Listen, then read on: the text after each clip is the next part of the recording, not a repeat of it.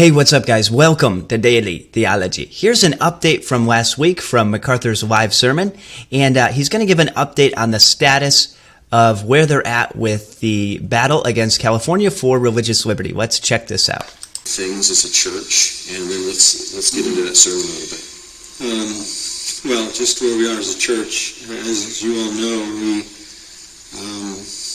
have continued to meet now. I don't know the exact number of weeks.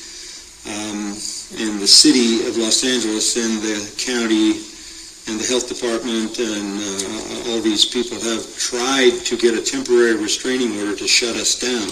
So to bring you up to speed, there's a temporary restraining order, but that has been overruled because they don't understand yet if it's a constitutional restraining order, if he's actually violated the Constitution. So there will be a full hearing next year, and his actual next hearing is on November 23rd for the contempt of court. And they can't get it because basically we filed a lawsuit against the city and the county on the First Amendment, that we have freedom of religion, and that amendment trumps every other ordinance. And the way to understand the First Amendment is this. The First Amendment... Some people right now are saying, oh, you're supporting MacArthur. He's appealing to the Constitution, so you've given up the gospel. That's not true, you guys. We live in a society and a democracy with rules for the benefit of neighbors. And if you say that those rules don't apply or that you have no part in helping to uphold those laws, you're actually not loving your neighbor, because the best thing for your neighbor is for them to freely hear the gospel in a society that values people who are made in the image of God. So if you're thinking about leaving that comment, don't do it. It's not a smart comment, and it's not well thought through. The amendment says that we have a God-given right to worship, and the Constitution exists to protect that. It's not that the Constitution gave us that right. It exists to protect that God-given right. That's the way the Founding Fathers laid it out.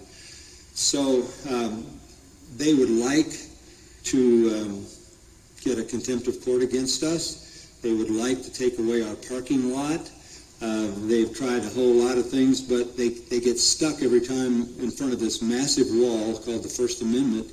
And the judge keeps saying, until that issue of the First Amendment is litigated, we can't get onto anything else. So they try to go around it and under it and over it, but it doesn't work. So the judge set a hearing date for November 13th. That's the next time November there will be 13th. a hearing. That's not a trial. That's to set up a trial, which supposedly is going to happen sometime in 2021. By the time we get to that point, I think the expiration date on the pandemic will have run out.